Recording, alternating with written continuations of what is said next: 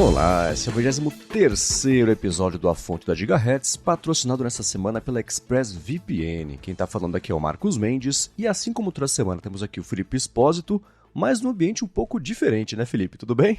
Tudo bem, Marcos. Pois é, eu tô no velho continente dessa vez, gravando A Fonte diretamente de Lisboa, aqui em Portugal. Aí sim, eu tava pensando numa coisa muito maluca. Neste momento, Lisboa é a cidade do mundo que tem mais pessoas que fazem parte da Gigahertz, que tem você e o Boom, e o resto, todo mundo numa cidade. Então, pela primeira vez, Lisboa tem a maioria das pessoas da Gigahertz. Olha só, você vê, já dá pra trazer uma filial aqui, hein? Então, tá vendo só? Gigahertz em euro ia ser uma boa, hein?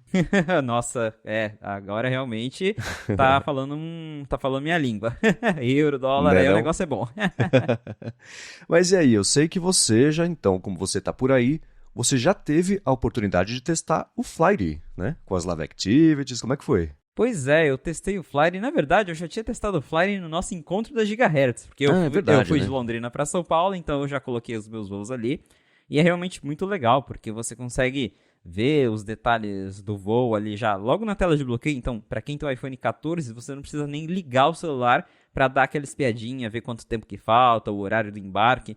3 horas antes do voo, ele já mostra o card com as informações que você precisa, portão de embarque e tudo mais. E essas informações também aparecem na Dynamic Island. Então, é um app muito legal para quem costuma viajar bastante. Você consegue adicionar todos os seus voos, ele faz um mapa. Mas essa parte da Live Activity ali de atualizar em tempo real as informações do voo é muito legal. Só vale ressaltar que as Live Activities do Flighty só estão disponíveis na versão Pro do app. Então, eles deixam você testar ali por um tempo grátis, mas para quem quiser mesmo usar para valer o Flighty com todos os recursos que inclui a Live Activity, aí tem que pagar a versão Pro. Mas é um app bem bacana, muito bem feito, e eu gostei bastante de usar e ver ele funcionando na prática com o iPhone 14 Pro.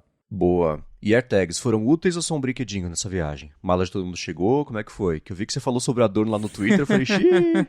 Então, pra mim, foram bem úteis, é muito legal a experiência, tanto quando eu cheguei em Guarulhos e depois aqui no aeroporto de Lisboa, a primeira coisa que eu faço é abrir o Find My, e aí eu já saio ali no Precision Finding, apontando pra lá e pra cá, até achar minha mala. Funcionou.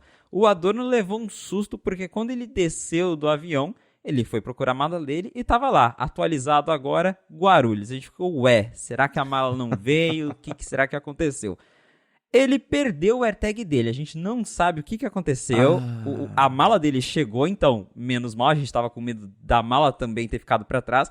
Mas o AirTag dele tá lá passeando em Guarulhos. Então, não sei se caiu da mala, se de repente alguém pegou, mas pelo menos a mala dele chegou. Mas assim, o AirTag tá funcionando e tá mostrando a localização em Guarulhos. Aham. Nossa, que loucura. Ficava num lugar caível da mala? Imagino que sim, né? Mas. Acho que ela tava amarrada do lado de fora. Eu, por exemplo, eu sempre coloco o AirTag dentro da mala. Eu escondo todos os meus AirTags dentro. Mas o dele tava ali do lado de fora. Ele tinha amarrado bem, mas... Então, assim, a gente não sabe o que aconteceu. Ele até falou que quando ele voltar pra São Paulo, ele vai atrás desse AirTag. Aham. Que curioso, mas que bom, né? Dos males o menor. Pelo menos no máximo ter que comprar outro AirTag aí. No máximo. Que acaba sendo mais barato do que aqui. Aí já aproveita, já passei numa loja da Apple por aqui, né? Não tem loja da Apple oficial, mas tem bastante revendas, então dá pra ele comprar outra. Né? Então, né? E uma coisa que eu vi também no Twitter que vocês publicaram é que você serviu de modelo para testar o Action Mode com a Adorno. Pois é, a gente já aproveitou que tá todo mundo de iPhone 14 Pro aqui, então vamos forçar bastante coisa, e uma delas foi o Action Mode. Cara, que incrível a estabilização. A gente brinca e tudo mais, mas esse recurso... Eu não usaria muito na prática porque eu não tenho costume de filmar nada correndo, assim, mas a gente brincou ali, eu saí correndo e o Adorno foi correndo atrás de mim, abraço Adorno, e... Opa! E aí a gente depois foi ver o resultado e realmente a estabilização com o Action Mode ativado é impressionante. Parece assim que você tá andando com aqueles estabilizadores mais profissionais mesmo, mas não, só tá com o celular ali segurando na mão e correndo, né, dando passos ali, pulando. E o vídeo fica super estabilizado. Né? O problema do Action Mode é que ele funciona bem. Então você não sabe o que ele eliminou de tremida, de chacoalhada, né? Então tinha que desse pra ver um liga e desliga o Action Mode, né? Pra comparar, você fala, putz, não, faz a maior diferença mesmo. Porque todo vídeo que eu vi que as pessoas filmaram com Action Mode, um iPhone do lado, uma GoPro do lado, o que fosse, com Action Mode desligado, você fala, nossa, que diferença maluca, né? Mas vendo só ele, você fala, tá, é o vídeo de alguém correndo, né? Então é curioso porque acaba funcionando tão bem que ele fica meio invisível, né? Exatamente. Só quem compara ele do lado, eu mesmo já fiz com o meu iPhone 13, depois eu até posso publicar no Twitter os resultados, eu saí com os dois na mão, correndo assim, e a diferença é gritante. Então, para quem tinha dúvida se funcionava mesmo, se era só ali o marketing da Apple, não. Nesse caso, o recurso funciona como prometido. Boa. Agora vamos lá, vamos começar com um follow-up em relação à semana passada. A gente estava comentando sobre a antecedência que a Apple começa a planejar a parte de hardware, dispositivos e tudo mais. Você falou sobre a Apple ter mandado os documentos lá para o FCC, né, que foi acho que em novembro do ano passado, talvez, uma coisa assim, né, que ela tinha mandado.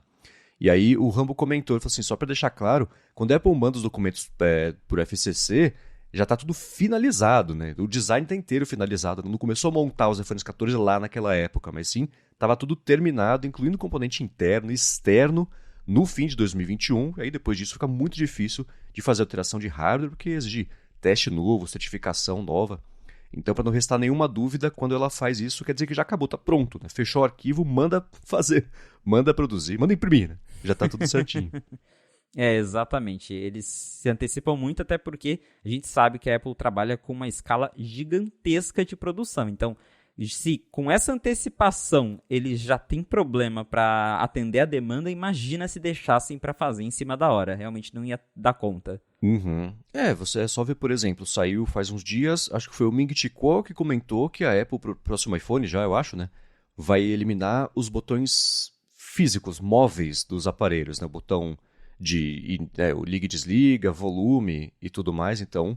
E ele tem ele fala isso com muita antecedência porque as fontes dele são essas de fornecedor de pecinha para o iPhone, né? Então, ele acerta muito por causa disso, né? Eu lembro quando foi sair o Force Touch, que ele tinha lá contatos com o pessoal de display e tudo mais, ele errou como é que seria a tecnologia, porque ele falou que a tecnologia seria... ela ia medir o quanto do dedo amassou na tela. Então, assim, quantos pixels o dedo está tocando, e não foi isso, né? Tinha um sensor de verdade, mas ele acertou que existiria essa tecnologia e ia chegar no iPhone, e enfim, né, que ia medir pressão, só errou a forma como o iPhone faria isso. De qualquer forma, né, você vê, ela agora, né, estamos em novembro, agora de 2022, e ela está já acertando com os fornecedores essa parte dos botões que vão ser tipo, como era o botão Home antes, aparentemente, né, que apertava, a gente sentia que ele mexia, mas não mexia de verdade, que a Apple vai fazer isso também com os botões móveis que restam, né? Por que será que ela vai fazer isso? Então, segundo esse rumor, a Apple ela vai acabar com o botão físico e vai colocar ali um botão virtual. Você usou um bom exemplo, que é o do Home Button no iPhone 7, no iPhone 8 e até hoje no iPhone SE que a Apple vende, que ele não é um botão físico, né? Ele tem ali a parte... E os trackpads, dos Macs. Exatamente. Inclusive é muito perfeito porque você não consegue nem dizer que aquilo ali é um botão falso, mas você está apertando uma área que não se move. Ele tem um motorzinho embaixo que vibra e te dá a sensação do clique.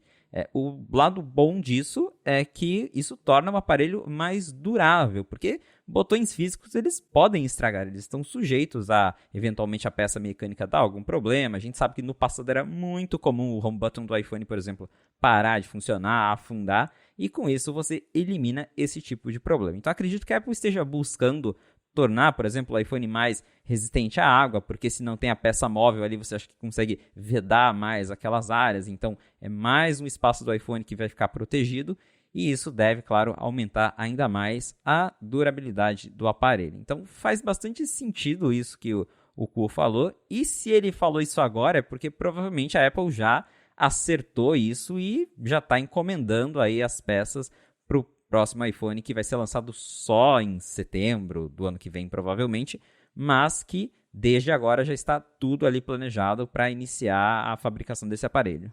Muito bem, eu tentei achar rapidinho aqui a desmontagem da iFixit dos iPhones 14, para ver essa parte mesmo dos botões, né? Deve ter provavelmente lá uma borrachinha para aumentar ainda mais o isolamento, aí lá dentro também tem que ter um sensorzinho, né? Um sensor não, mas enfim, um elemento ali que troca de cor se entra em contato com a água para saber se teve contato com a água ou não, né? Aquelas coisas todas, garantia e a vedação e tudo mais. Então, eliminar isso aí, você primeiro facilita de um lado a fabricação, toda a parte de componentes, e por outro lado também, você reduz a quantidade de iPhones trocados, seja por garantia, seja tendo que pagar de verdade, mas ainda assim é um custo operacional que reduz também, porque a Apple não tem que gastar tempo e recursos, né, pessoas e, enfim, tudo isso para lidar com esse tipo de situação, né? Então, bacana. E vai ser interessante. Outra coisa que eu pensei, né, os AirPods, a segunda geração deles, né, ajustando o volume para cima e para baixo, ele faz uma coisinha que parece também que é uma coisa física que está reagindo ao toque ali de fazer o volume aumentar e diminuir. Então, outro exemplo aí,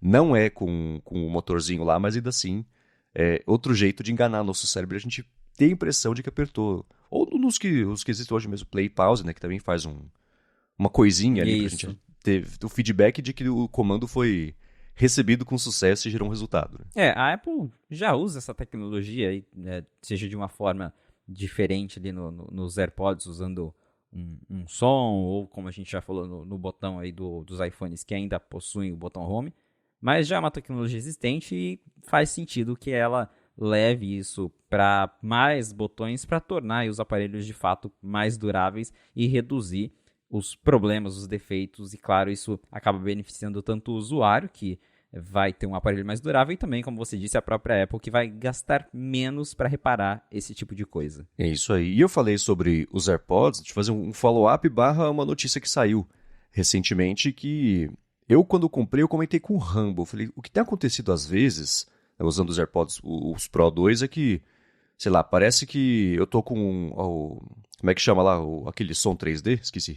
O áudio espacial? O áudio espacial ligado, e aí que eu virei a cabeça, mas eu não virei, a cabeça tá reta, eu tô no mercado, por exemplo, perde um pouquinho a lógica do isolamento ali, parece que o som muda um pouquinho do estéreo, ele muda um pouquinho da direita para esquerda, e vez por outra também sair de sincronia, né? Eu tô escutando um podcast, por exemplo, dei pause, a hora que eu dou play de novo, de um lado pro outro tá com um mini delayzinho, assim, não chega nem a ser um eco, mas dá uma bugada na cabeça, tem que pausar, esperar um pouquinho, dar play e tudo mais.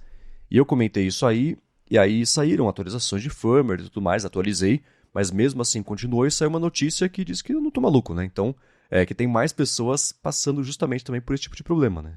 Isso, eles até chamam lá fora de audio drift, então realmente tem um problema em que o áudio ele tá meio que se deslocando de uma forma entre os canais ali de uma maneira errada. Tem mais pessoas reclamando disso e pelo jeito a Apple já sabe, já tem noção desse problema e está trabalhando aí para corrigir essa situação. Então, provavelmente não é um problema de hardware, é um problema com o firmware mesmo ali, com a forma com que o chip dos AirPods gerencia os canais de áudio, mas a empresa já está tentando corrigir isso. Eles vêm lançando aí recentemente vários firmwares para os AirPods, agora tem até firmware beta para AirPods, então logo já devem, a gente espera, né, que logo já devem arrumar isso aí.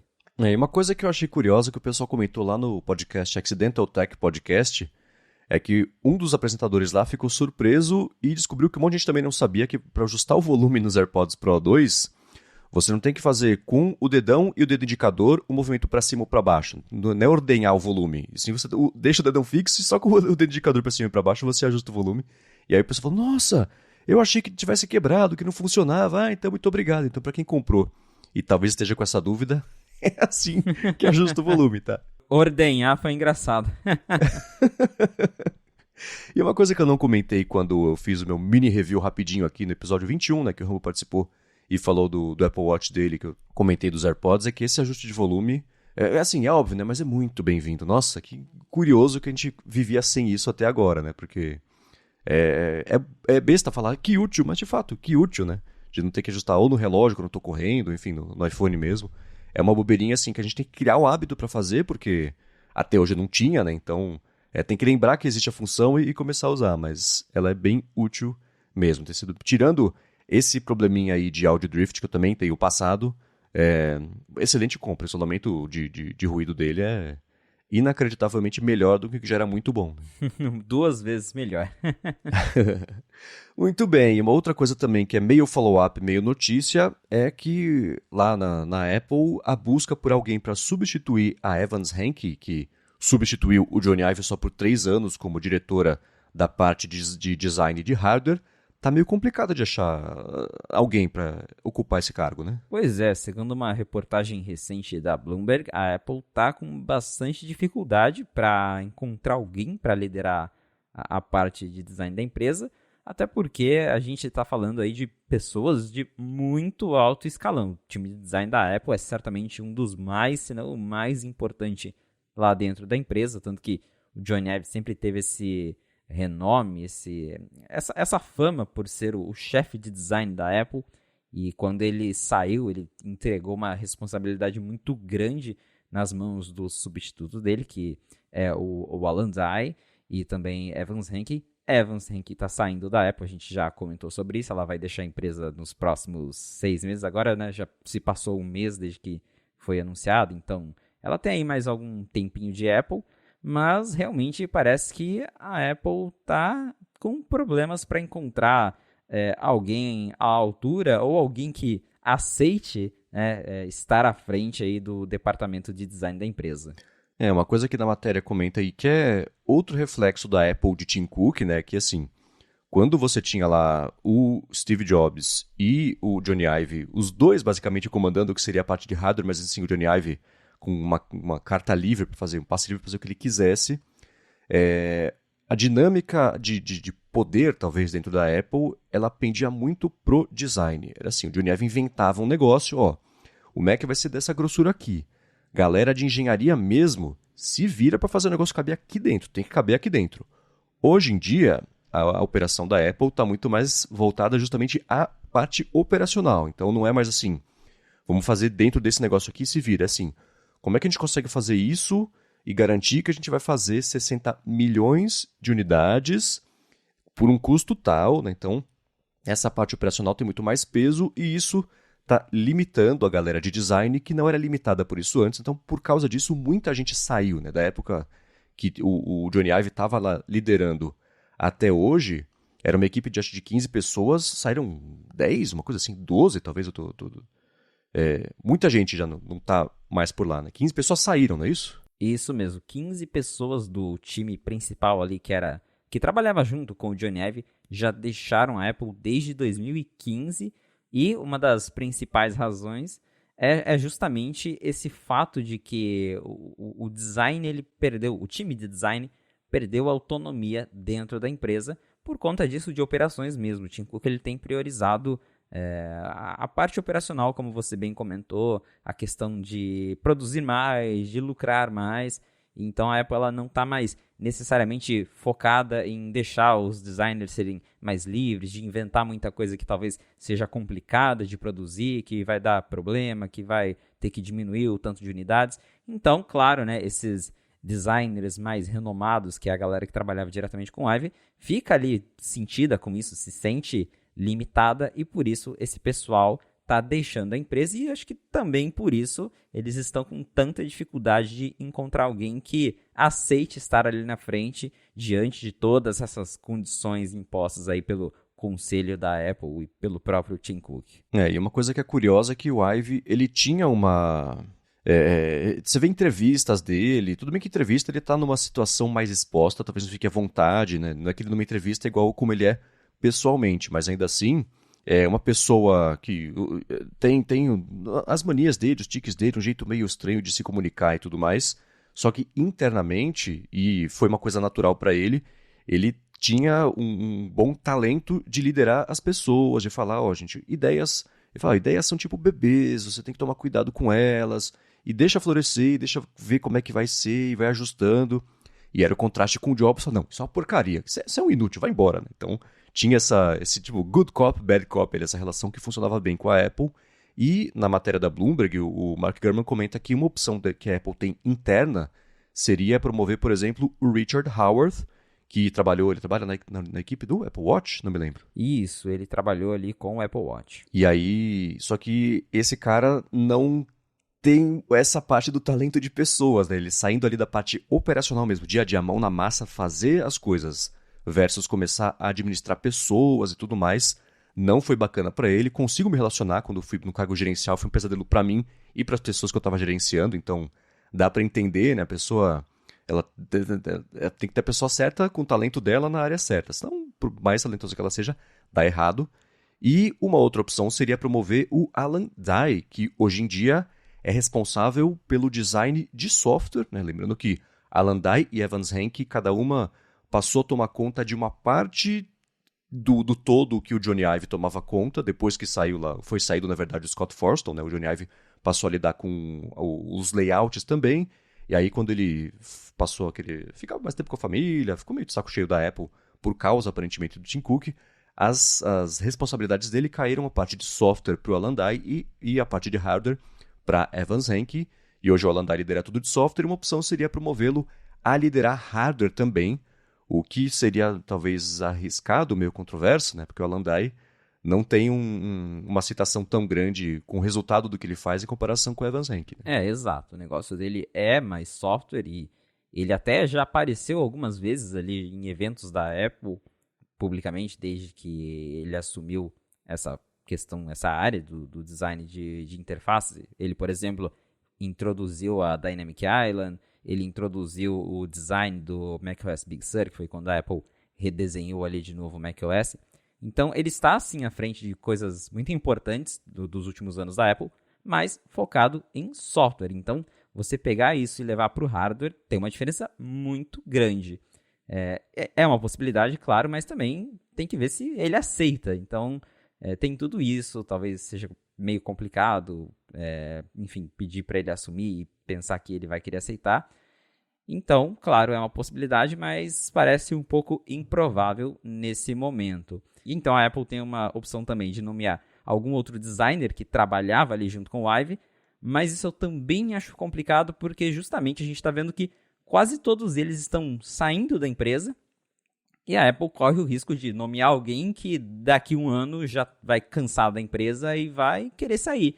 E aí, acho que até pega mal para a Apple ficar todo ano, nomeia alguém, a pessoa sai, aí tem que nomear outra pessoa.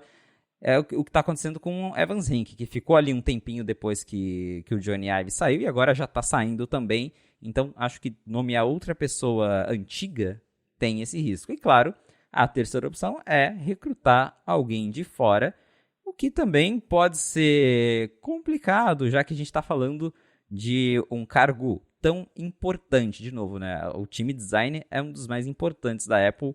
E aí, sei lá, chama alguém de fora e de repente alguém que não é tão conhecido assim e tudo mais, pode soar meio estranho colocar ali um desconhecido para liderar o design da Apple. Então, realmente, eles estão numa situação bem complicada agora para decidir quem é que vai assumir o hardware, né, a equipe de design de hardware da empresa. Curiosamente, apesar de que na matéria da Bloomberg eles comentam, né, que trazer alguém de fora seria, para a equipe mesmo de design da Apple, seria a pior das opções, um pesadelo, mas me parece a opção mais provável, né, porque se a Apple tivesse alguém bem apropriado para começar a atuar com isso, ela já teria anunciado, isso já, né, tá, no anúncio de transição estaria lá, a pessoa tal vai assumir o cargo, porque essa é uma transição geralmente feita de um jeito mais planejado, preparado. A Evans Henke, apesar de ter dado aí 6 meses de aviso prévio, ainda assim o fato dela não ter ninguém para ocupar esse cargo significa alguma coisa, né? Mas trazer alguém de fora me parece mesmo o mais provável.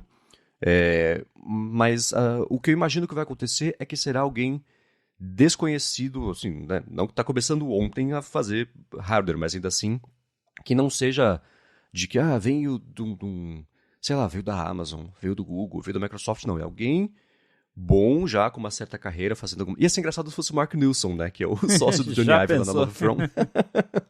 Mas alguém assim, entendeu? Alguém que já tenha um certo histórico, um nome, porque esse cargo não dá para colocar um anônimo, né, ou alguém pelo menos sem bagagem, mas ainda assim imagino que sim, alguém de fora vai ser essa a escolha pela Apple. Você, pelas suas fontes, tem escutado alguma coisa sobre isso ou o pessoal tá quieto e se resolvendo lá entre si?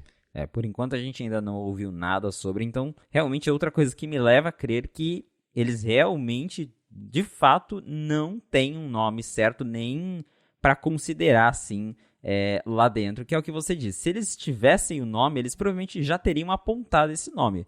Para não terem falado nada até agora e a gente também não ter escutado nada, a Bloomberg também, pelo jeito, não ouviu nada, senão eles teriam reportado, é porque a opção mais provável parece ser essa de recrutar alguém de fora e eles estão procurando esse alguém.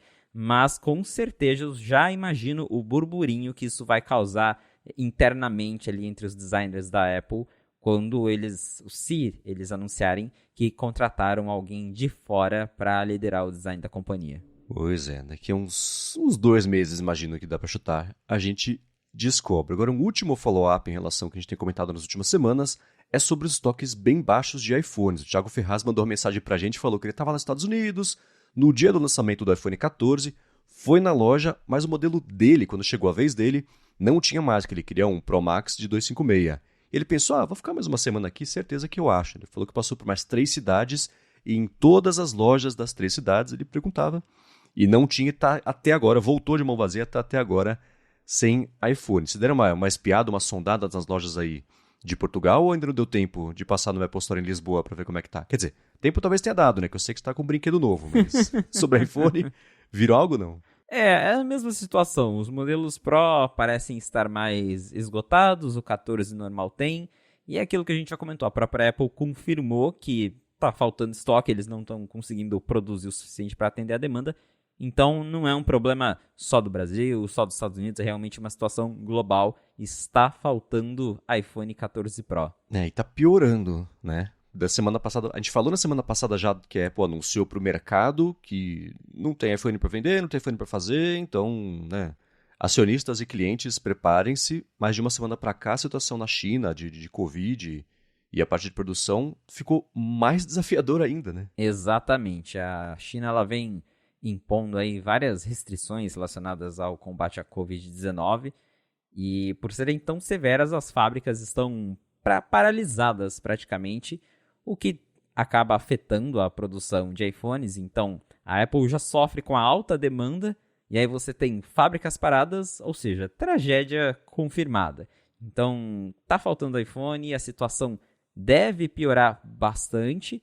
Tanto é que saiu uma reportagem recentemente dizendo que a Apple quer quadruplicar a força de trabalho na Índia, ou seja, né, a mão de obra, para conseguir ali tentar atender melhor a demanda, compensar, no caso, a produção de iPhone, porque tem uma fábrica da Foxconn lá na Índia, então ela usaria essa fábrica para compensar a falta de produção na China. Mas é o que a gente também já comentou na fonte, você substituir toda a responsabilidade ali nas mãos da China, porque é ali, dali que vem quase toda a produção de iPhone, a fábrica da Índia e a fábrica do Brasil, elas estão mais para atender o mercado local.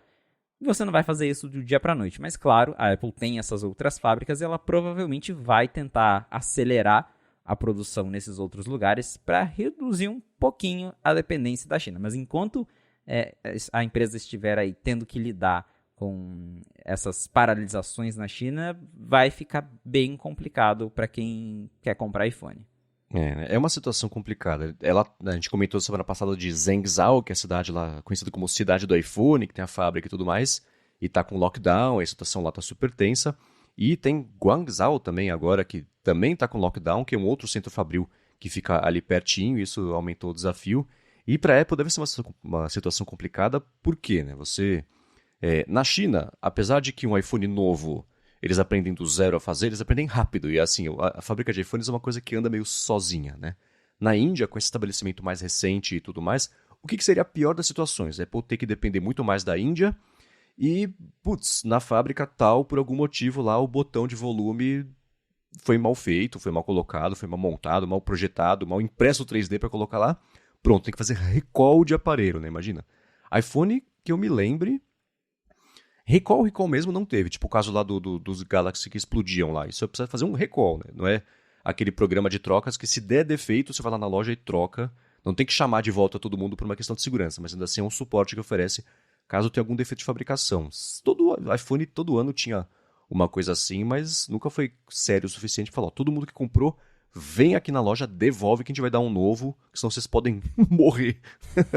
Isso nunca aconteceu, né? Mas a chance disso acontecer quando você tem uma produção que ela está sendo feita do jeito, na melhor forma possível, mas ainda assim mais estabanada, meio de improviso, a chance aumenta muito de dar um ruim, né? Então já não tem para vender, e se o que vender der defeito tiver que chamar de volta, aí é um problemão, né? E como eu até acabei de comentar, a Apple, ela lida com uma produção gigantesca do iPhone, então qualquer errinho que ela faz, ela tá perdendo muito dinheiro e está perdendo muitas unidades. Então não dá para arriscar realmente.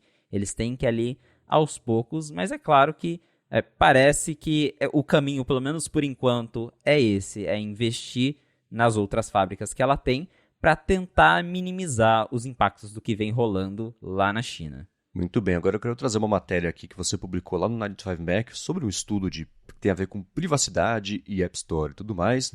Mas antes disso, eu vou tirar um minutinho do episódio para agradecer a ExpressVPN que está mais uma vez patrocinando aqui A Fonte. Com ExpressVPN, especialmente se você se você usa, se conecta a Wi-Fi públicos, tipo de aeroporto, que eu tenho certeza que o Felipe precisa usar esses dias, hotel, de Airbnb, de shopping.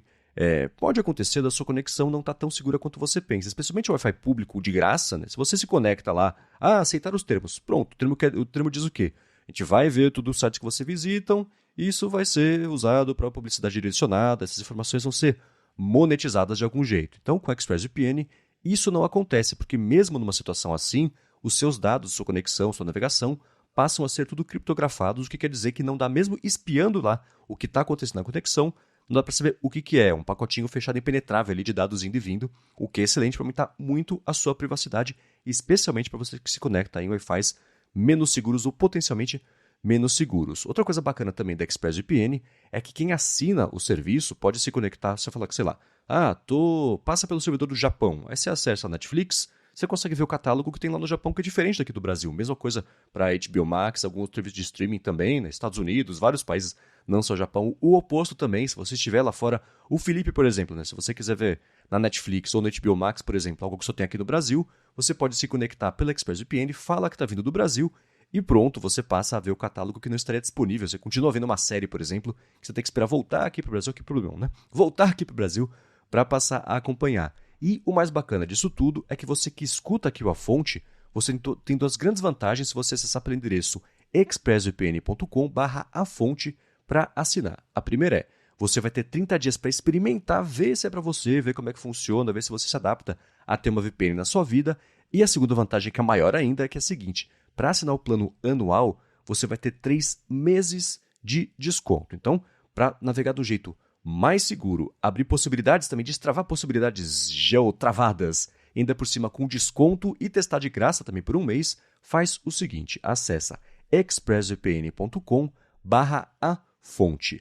Muito obrigado a ExpressVPN mais uma vez pelo patrocínio aqui do podcast e pelo apoio também, claro, a toda Gigahertz. Valeu, ExpressVPN! Vamos lá, Felipe. Nas últimas semanas, na verdade, a App Store tem sido uma fonte de muitas polêmicas por conta dos anúncios, aquele lançamento estabanado de mais formatos de anúncios dentro de página de aplicativo e tudo mais. A Apple deu uma freada nisso com aplicativos de aposta, mas pintou um estudo que reacendeu a polêmica em relação à privacidade e App Store. O que rolou? Pois é, essa questão da propaganda tá causando bastante burburinho aí para Apple. E agora, um grupo de desenvolvedores que se identificam como MISC ou MISC, eles fizeram uma análise sobre como a App Store monitora o que os usuários fazem dentro dela. Ou seja, quando você abre a App Store e começa a navegar. E o que esses pesquisadores de segurança descobriram é que a App Store gera um log, ou seja, um registro de absolutamente tudo o que você toca na tela quando você está explorando ali a página da App Store. Então, cada toque que você dá, qual aplicativo você seleciona, se você vai até o final da página, quanto tempo você fica, tudo isso está sendo analisado e isso vai para um arquivo enviado para os servidores da Apple. Então, a notícia é, a Apple ela está rastreando absolutamente tudo o que os usuários fazem dentro da App Store. O que, claro, falando assim, parece, né, ir contra tudo que a empresa prega sobre privacidade e essa questão de você ter ali o iOS, que é um sistema protegido e tudo mais. É bem controverso. A Apple ainda não se manifestou publicamente sobre isso, nem para confirmar, nem para negar a história, mas é bem interessante que, segundo esses pesquisadores, esse rastreio foi implementado no iOS 14.6 em maio de 2021, que foi, como o José Adorno percebeu, foi introduzido aí um mês depois que a Apple lançou o App Tracking Transparency, que é aquele recurso de transparência que os desenvolvedores são obrigados a perguntar para o usuário se eles querem ou não ser rastreados. Então, um mês depois que a Apple apresenta um recurso para impedir apps de terceiros a rastrearem os usuários, ela também coloca no iOS um rastreio para ver como que essas pessoas estão interagindo com a App Store. A gente não sabe para que exatamente esses dados estão sendo utilizados, mas parece que a Apple usa isso justamente para mostrar algumas estatísticas para os desenvolvedores, porque quem é desenvolvedor consegue ver ali, tem um painel da Apple para isso, consegue ver se, por exemplo, as pessoas estão clicando nas propagandas e tudo mais, se a propaganda que você coloca ali na App Store como desenvolvedor está tendo retorno. Então, aparentemente, o uso é para isso.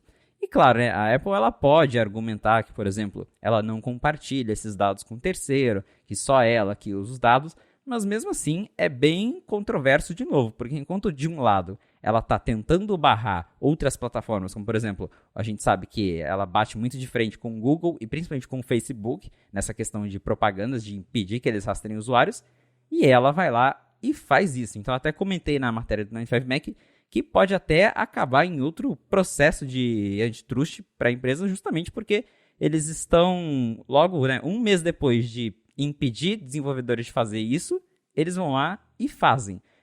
Claro que eu acho controverso só o fato dela estar ali monitorando os usuários nesse nível, de ver o toque, ver como que você interage, até com ela investindo em anúncios, isso faz muito sentido pensando do lado operacional e financeiro, porque é um jeito dela saber onde vai ser melhor de colocar um anúncio, quais serão os próximos passos para ela expandir esses anúncios dentro da App Store.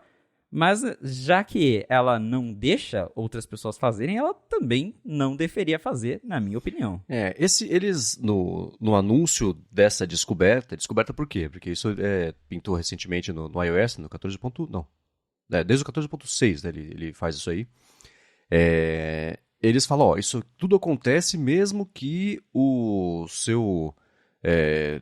acompanhamento do seu uso de dados para personalização de anúncios estiver desligado. Mas isso não é para personalizar os anúncios para quem está usando o dispositivo. É uma coisa de diagnóstico para Apple poder tirar proveito disso e melhorar como ela entrega anúncios como um todo lá na App Store. Então não é um dado do usuário que está sendo mastigado e isso vai ser usado contra ele, entre aspas, para exibir anúncios certos para ele, mas sim como a galera está usando a App Store, fala, putz, a galera, sei lá, nunca passa da terceira scrollada na tela, então o anúncio vai entrar no máximo da segunda scrollada, essas coisas de usabilidade. Isso, sozinho, isolado, eu não vejo como um problema, porque é o tipo de coisa que a gente espera que tenha em todos os aplicativos, porque a análise de usabilidade é essencial para o negócio ficar utilizável, né? Você tem carreiras inteiras que são construídas, profissões que são construídas em cima de essa parte de arquitetura de informação, experiência do usuário, então isso tudo entraria aí. O problema é que isso não está acontecendo de forma isolada, né? Isso está acontecendo junto com essas polêmicas todas que eu comentei agora no comecinho de privacidade da App Store, anúncios e tudo mais.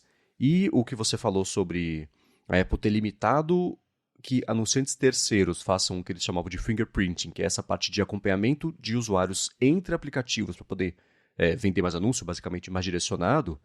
E a Apple ter limitado isso e agora está lançando as iniciativas todas de anúncios.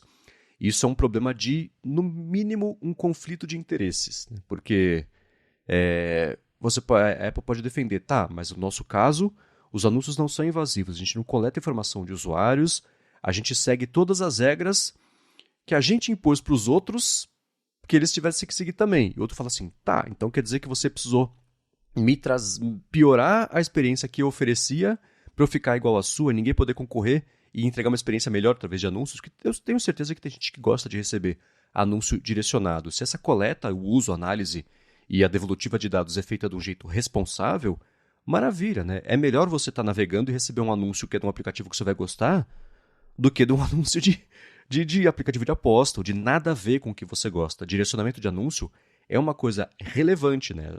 O que acontece no Instagram, por exemplo, seria relevante se não fosse assustador e o Facebook não roubasse no jogo de jeitos nojentos para entregar esses anúncios mais relevantes ainda.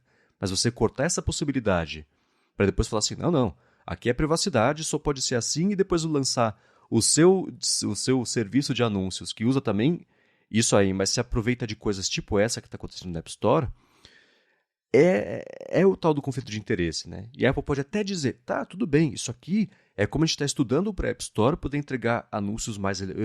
fazer uma entrega mais relevante de anúncios para todo mundo. Quem anuncia vai ser privilegiado, mas, de novo, você está prejudicando a sua concorrência, porque o Facebook, Google, Amazon, que seja, eles concorrem pelo mesmo dinheiro de investimento de exibição de anúncios, né? É aí que está o problema. Então, quando eu olho isso de forma isolada, eu não vejo um problema de você catalogar interação. Isso é ok, é esperado até que isso aconteça, porque faz parte do que é analisar o uso de um aplicativo, de um sistema para melhorá-lo. Bacana, né? Então, dá para ser duas coisas ao mesmo tempo, né? Ser ruim e positivo para a gente ao mesmo tempo, esse tipo de coisa, né? Só é surpreendente que isso tenha acontecido sem nenhum tipo de anúncio, que eles falam que seriam os disclaimers, né? A gente saber que a gente está sujeito a isso quando usa a App Store. E aí sim é uma coisa que a Apple não costumava fazer, né? O que deixa a situação toda polêmica é isso que você comentou de conflito de interesses, porque de fato, o que eu também comentei, logo que a empresa restringe para outras pessoas, ela vai lá e começa a fazer ali suas táticas para conseguir, de certa forma, ver como os usuários estão interagindo com a plataforma para direcionar melhor essas propagandas. Então, até, mais uma vez, acredito que possa piorar para a Apple no quesito de um outro processo de antitruste e tudo mais. E tem isso também de eles terem feito tudo por baixo dos panos, porque a Apple ela diz que preza pela transparência, pela privacidade, tem todo aquele discurso de que privacidade é um direito humano para eles, e aí eles vão lá e fazem esse rastreamento, por mais que ele seja inofensivo, é uma coisa que poderia estar ali transparente ao usuário, falar, olha, a gente vai monitorar como você usa a App Store para melhorar, melhorar ou para mudar a disposição dos anúncios, ou nem que falasse isso, mas para customizar a experiência da App Store. Não, ninguém sabia, a gente descobriu agora, porque pesquisadores foram lá, analisaram como que o sistema funciona, a comunicação da App Store, do servidor da App Store no iOS para o servidor da Apple. Então, aí que complica o negócio, né? Porque falta transparência e tem conflito de interesses. E com tudo isso que está acontecendo, dos anúncios que eles anunciaram, os desenvolvedores reclamaram, essa história parece que vai longe. Né? E aí eu fico pensando na campanha, o que acontece no seu iPhone fica no seu iPhone. Né? É uma campanha recente, é um argumento fortíssimo de venda, privacidade. A Apple, de fato, a gente sabe, ela acredita nisso de fato. Né? O problema é que isso não é mais... agora, assim, o que acontece no seu iPhone fica tranquilo, fica entre você e a gente. Fala, pô, peraí, então não é mais fica no seu iPhone. Exatamente. Por mais que a gente tenha a confiança, a gente sabe que a Apple não é um Facebook e tudo mais, ainda assim é um furo nesse argumento que era poderosíssimo, mas você tem que bancar. É tipo o Google, que era Don't Be Evil. Né? Qualquer coisinha que eles fizessem que fosse mais questionável, e por muito tempo já o Google não tem mais esse slogan, que seja, esse mantra. Até hoje, quando eles fazem coisas babacas, a gente falou, tá vendo? Ó, Don't Be Evil foi há muito tempo. É a mesma coisa, né? Privacidade é um direito humano. Tinha que falar sempre que ele fala sobre o App Tracking Transparency, essas mudanças que eles fizeram para restringir o acompanhamento, rastreamento, espionagem, dá para que cada um chame do que quiser. Então é uma posição complicada. Eu fico imaginando quem desenvolve isso, sabendo que vai ser atacado por isso, especialmente o lançamento de uma coisa dessa que aconteceu meio às escuras, né?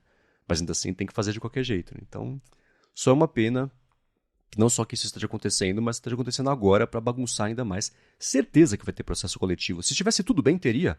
Imagina agora que não tá, né? Exatamente. Vão ter, com certeza, vão ter consequências para a Apple.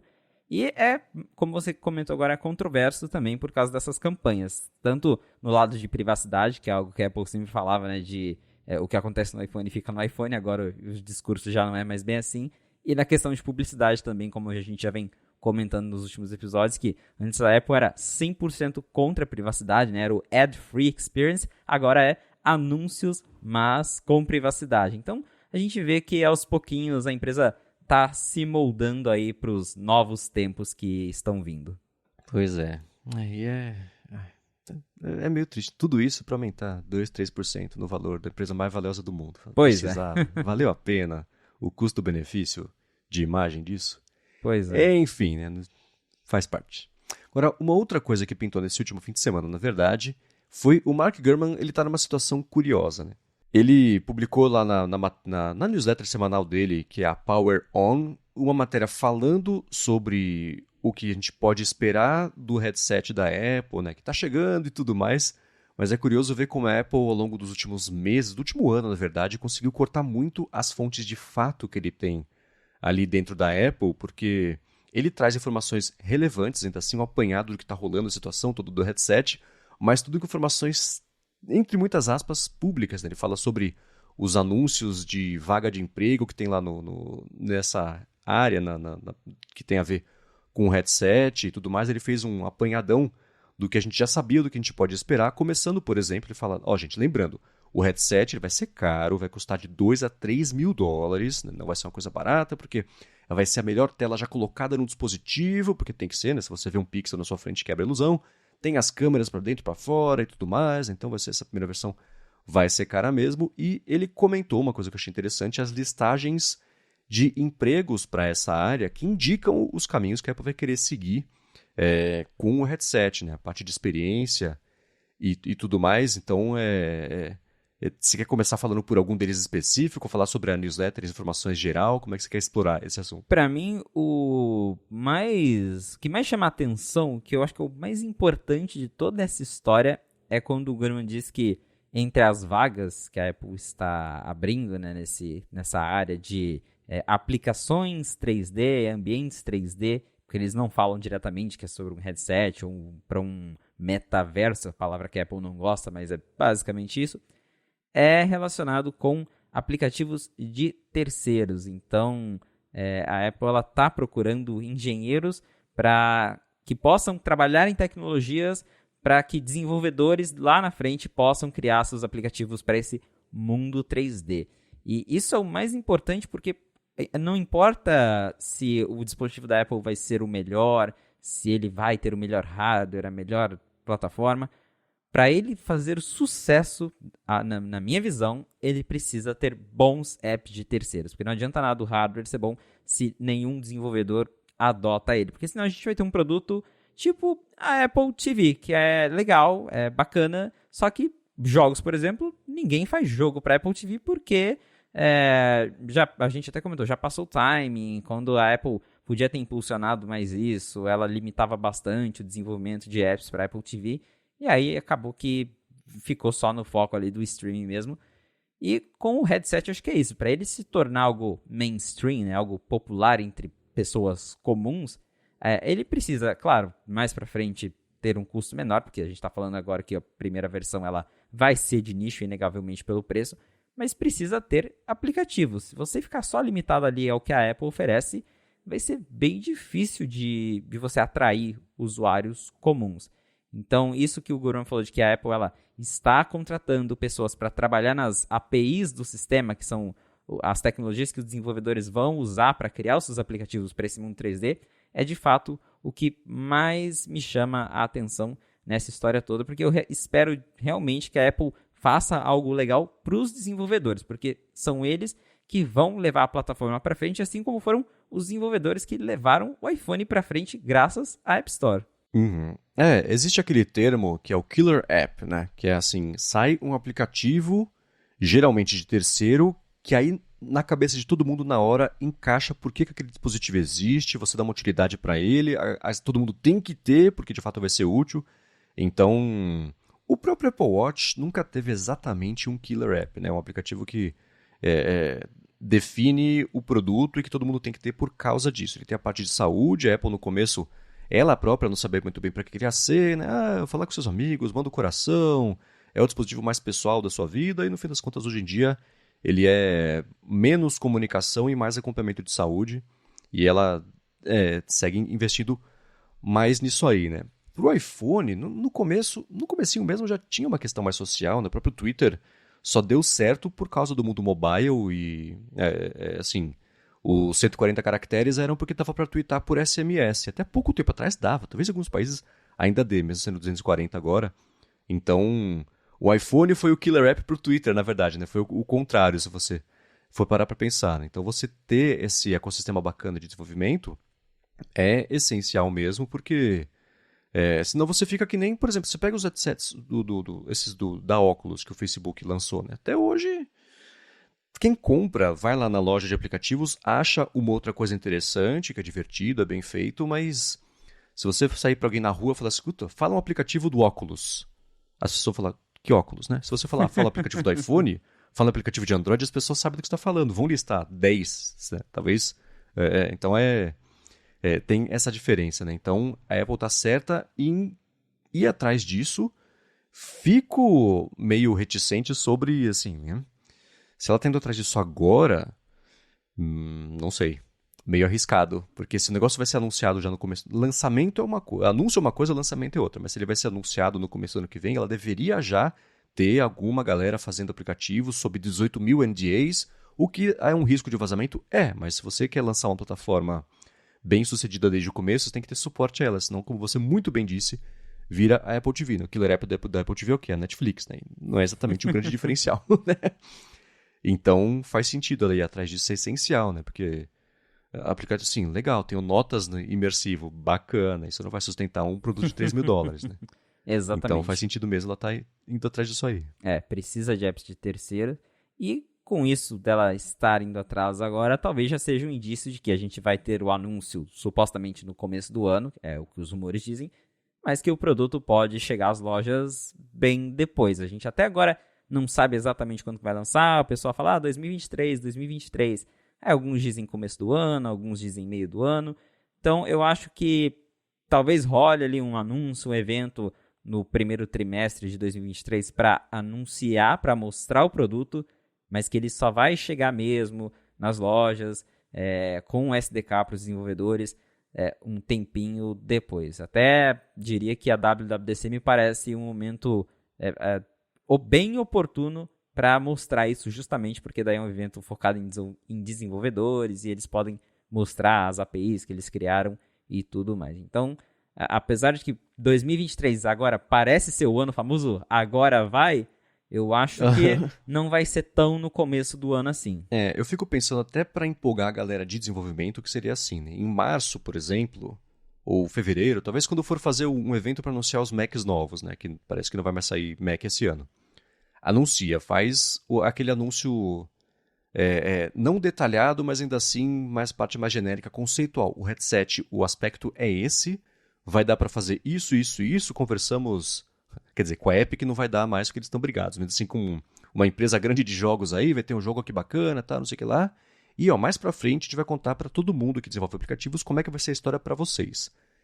Fica meses de buzz em relação a isso, e na WWDC anuncia o Reality Kit, sei lá, e toda a parte que já existe, na verdade, né? Toda a parte de desenvolvimento de imersão, só que para iPhone, que é iPad, que é um pouco diferente. E a Apple, inclusive, outra coisa que o Gurman comentou, está procurando por alguém para liderar o desenvolvimento de funcionalidades e recursos enfim, opções e funções ali que tirem mais proveito justamente desse negócio imersivo, criação de conteúdo 3D, alguém que, sei lá, trabalha em Hollywood na parte de produção de conteúdo 3D, para fazer coisas bacanas e destravar esse potencial para o headset, né? O que também me parece curioso, isso está acontecendo agora e não há 2 anos, né? Que era quando a parte mais conceitual do dispositivo estava sendo feita, porque hoje em dia a pessoa pode ter a ideia mais incrível do mundo.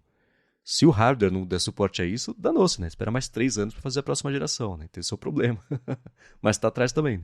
Então, tem essa questão, né, de que eles realmente deveriam já estar fazendo antes. O próprio Gurman falou, né, que eles estão wrapping up, então meio que tá na reta final ali já para lançar.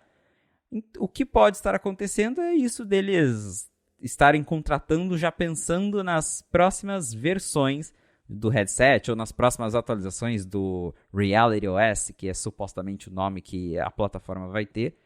Mas, de fato, eu imagino que isso que você comentou, né, de ter ali um anúncio, de repente, em março, que vai ser um evento para mostrar o headset junto com os novos Macs, e aí eles falem, olha, lá na WWDC a gente vai mostrar o SDK, as novas APIs, então isso me parece muito provável, de que com o tempo eles vão anunciando mais coisas e aproveitar esse intervalo para usar essas contratações para melhorar ainda mais essa plataforma. Mas imagino que a versão ali 1.0, tanto do hardware e do software, é algo que realmente já está finalizado, pronto para ser anunciado, e isso que eles estão falando de contratações vai influenciar mais lá para frente. Agora uma terceira ou quarta, talvez, vaga de emprego que está aberta lá na Apple, e essa é bem interessante, deve ter chamado muita atenção lá do Mark Zuckerberg, é que a Apple está atrás de alguém que lidere o desenvolvimento de um mundo de realidade mista, 3D, uma experiência imersiva, interativa, social e tudo mais, o que parece muito o metaverso do Facebook, que é uma palavra lá que o... Como é que chama o executivo da Apple? Falou que eu nunca vou falar esse nome. O Josvak. O Greg Josvak falou, metaverso é uma palavra que eu nunca vou dizer. Quer dizer, ele não falou isso porque senão ele teria dito metaverso, mas ainda assim deu pra entender. Pois é. Né?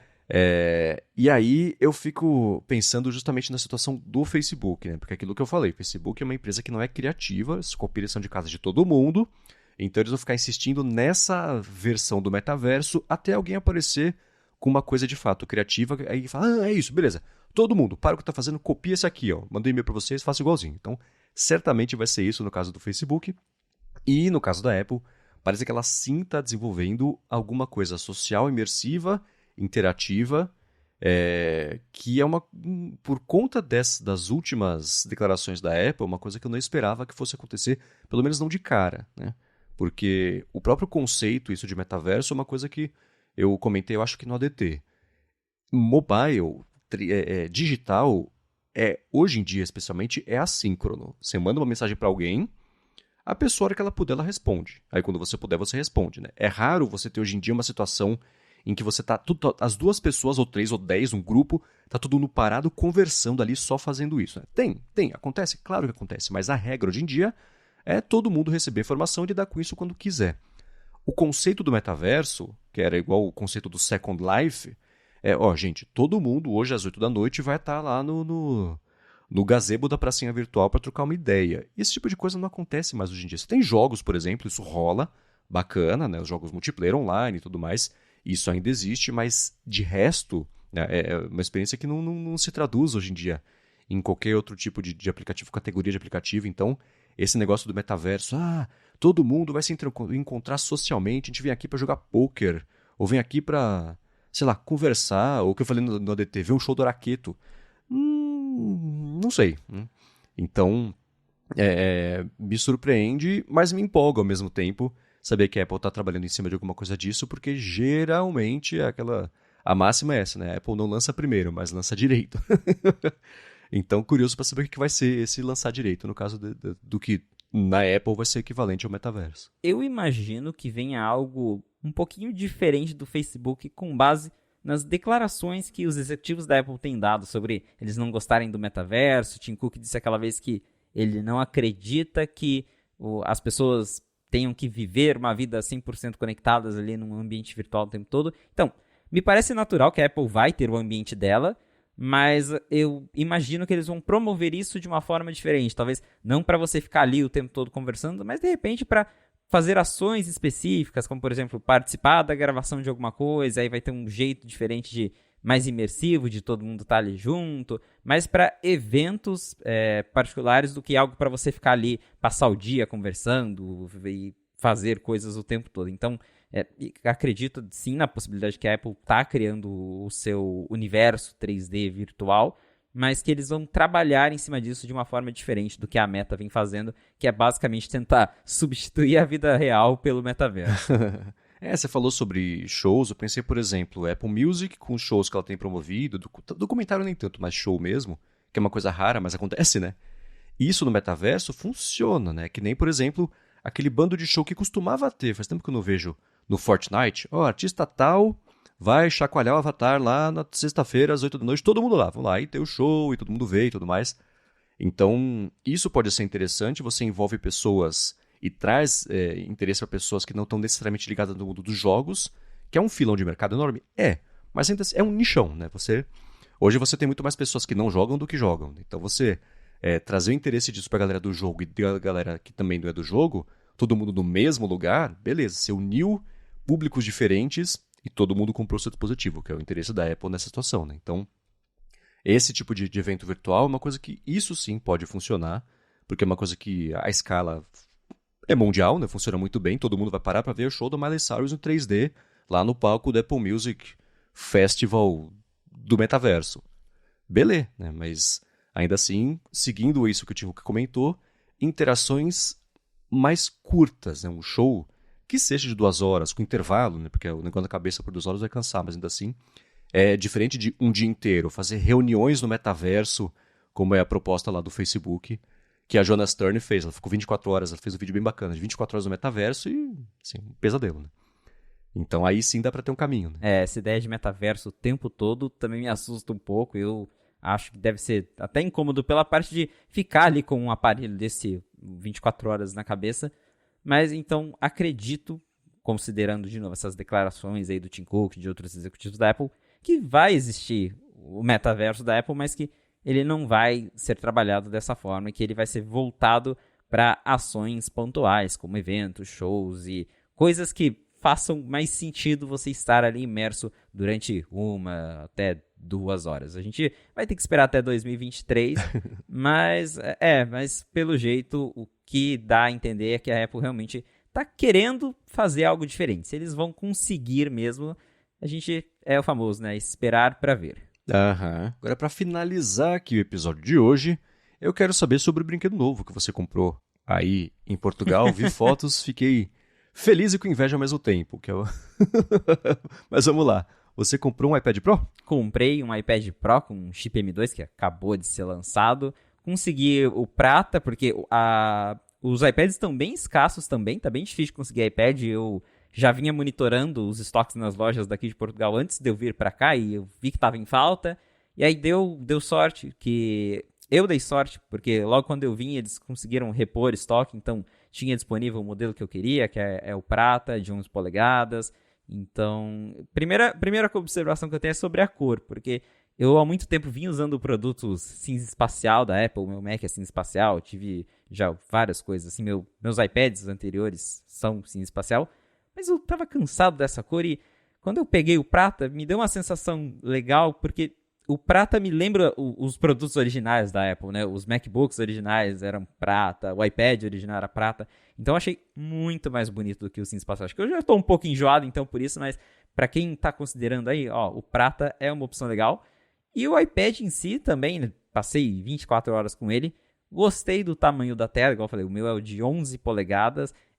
Eu vinha usando o iPad mini como meu principal, apesar de eu ter um iPad Air mais antiguinho. E o tamanho me pareceu muito legal, 11 polegadas ali para quem não vai trabalhar de fato no iPad. Eu quero usar mais para, de repente, escrever alguma coisa, ler notícias, abrir rede social. Então, 11 polegadas é um tamanho excelente. O meu contato ali com o ProMotion, que eu já tinha no iPhone, mas a primeira vez no iPad, então dá para perceber assim já de cara que a tela é mais fluida, mais suave. Brinquei um pouquinho com o Stage Manager, mas esse eu tô ansioso para explorar mais nos próximos dias. E o que eu tô esperando agora chegar, que eu encomendei já, mas ainda não chegou, é o Magic Keyboard, porque como a gente chegou a comentar já no episódio do A Fonte, para brincar de verdade com o iPad, tem que ter um teclado e um mouse, né? Hoje em dia não tem como, só ele com tablet ali, você não consegue aproveitar bem. Então, até imagino que no próximo episódio do A Fonte eu já vou ter mais opiniões aí sobre o uso do iPad no dia a dia, porque eu já devo pegar o Magic Keyboard e aí sim vou usar com o Stage Manager, vou ver como que tá essa experiência de usar iPad como computador, mas as primeiras impressões, assim, como esse é o meu primeiro iPad Pro, eu nunca tive um iPad Pro, é que ele é bem, bem bonito, é bem fino, me surpreendeu ele ser super fininho. Tô com o Apple Pencil, já usei ali a função de hover, ainda não vi utilidade nenhuma. Você aponta assim pra tela, os ícones, né, aumentam, você vê ali onde você tá tocando, é legal, mas assim, não muda nada. Mas bacana, tá ali, funciona. E eu quero ver mesmo como que vai ser essa experiência de que eu vou tentar usar o meu iPad por uns dias como meu computador. Vamos ver se isso vai dar certo. Boa. O hover lá do Apple Pencil é usar o Apple Pencil como um mouse, de fato, né? Mais do que só um dispositivo de interação, né? Ou 01, tá tocando, não tá? Mas o Stage Manager, mesmo tendo usado pouquinho, você achou ele promissor? Uma bagunça? Uma mistura dos dois? Como é que foi essa experiência? Olha, No que eu usei, assim, num primeiro momento, é melhor do que o que a gente tem na multitarefa básica do iPad, porque você consegue, quero deixar o Twitter aqui mais num cantinho, daí eu quero abrir mais 2 apps aqui, então você consegue fazer ali o básico do gerenciamento de janelas. Mas não é o que a gente esperava, no sentido de que dá pra Apple fazer melhor, dá pra fazer muito melhor. Então ele ainda é bem limitado, né? Você não consegue fazer exatamente tudo que você quer, não dá pra deixar a janela exatamente do tamanho que você quer, é algo assim super restrito. Então é melhor do que você só conseguir dividir a tela no meio e ficar com 2 apps lá do lado? Mas é um iPad com chip M2. Eu tenho um iPad que é mais rápido que o meu MacBook, que eu tô usando agora, que é um Air M1, e que abre menos janelas que ele, sabe? Não faz sentido pra mim o software do iPad ser tão limitado assim. Então a Apple tá muito naquela expressão, né? Baby steps, passo de bebês, assim, passos muito devagares pra melhorar o software do iPad. Dá pra ele ir muito além com isso, né, do Stage Manager. Outra coisa que eu quero testar, que eu não consegui ainda, é ligar no monitor externo, porque o beta agora eles reabilitaram, dá pra usar. Aí sim eu acho que vai ficar interessante.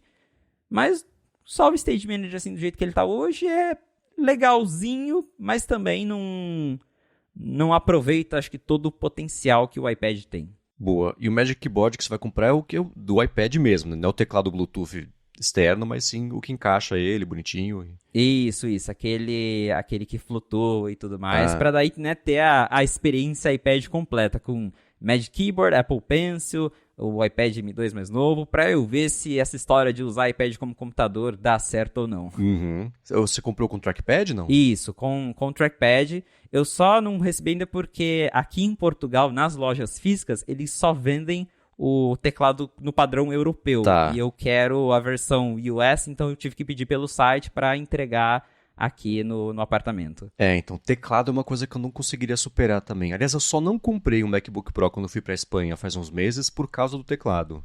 Porque com o teclado padrão americano só tinha pra pedir, e o pedido gente, assim, você pede e um dia chega. Pode ser que leve um mês, pode ser que leve 8. Então, falei, bom, aí muito obrigado, né? Mas eu passei todas as lojas lá, não rolava, mas teclado é uma coisa que eu ia torcer todo dia pra dar problema pra chegar aqui no Brasil e poder trocar, por exemplo, pelo menos por um teclado em português, que ainda assim não tô acostumado, mas ainda assim, enfim, ia rolar, mas teclado é uma coisa que não dá pra brincar mesmo, né? Eu tô acostumado a usar já o meu Mac no padrão inglês, então eu consegui encomendar, eu vi que aqui tinha a pronta entrega o modelo americano, mas só pra pedir pelo site da Apple, Então já consegui pedir, supostamente chega aí essa semana já, e agora daí eu vou conseguir usar. Pela primeira vez também vai ser, né, usando um Magic Keyboard. Eu tô bem curioso, mas eu já percebi que, vendo lá na loja, né, eu fiquei brincando um pouco ali, lá na loja tinha o iPad com Magic Keyboard, que eu vou precisar de uma case normal de iPad, porque quando você quer usar o iPad como iPad, não tem como fazer isso com o Magic Keyboard. Você tem que tirar o iPad dele e usar só ele. Então, aí fica desprotegido. Então, eu vou precisar comprar uma capinha normal também, porque o Magic Keyboard ele realmente foi feito para você, sei lá, deixar na tua mesa, e quando você vai usar o iPad como computador, você encaixa o iPad ali. Ele não é algo para você ficar levando, carregando, ou usando como uma capinha que você dobra para trás. Não tem como fazer isso. Tipo a DockStation da Nintendo Switch. É quase isso, é quase uma DockStation. Muito bem, para finalizar, tem mais alguma coisa que você esteja pensando em comprar nessa viagem aí da Apple, ou não? Acabou. Olha, talvez tenha mais surpresas aí. Aqui já tem Apple TV nova, então quem sabe, né? Vamos ver aí o que mais que eu consigo comprar da Apple até o final dessa viagem.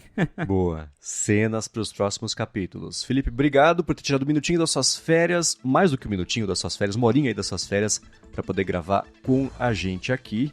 Espero que você aproveite muito, que você merece descansar e dar um rolê bem bacana. Mande um abraço aí pro Adorno, pro William também, para falar com você. Como é que faz? Bom, primeiro agradecendo aí quem ficou com a gente até o final de mais um episódio do Fonte, e para quem quer falar comigo, é só me procurar por @FelipeEsposa nas redes sociais. Boa, eu sou MVC Mendes no Twitter, se ainda existiu o Twitter até a publicação desse episódio.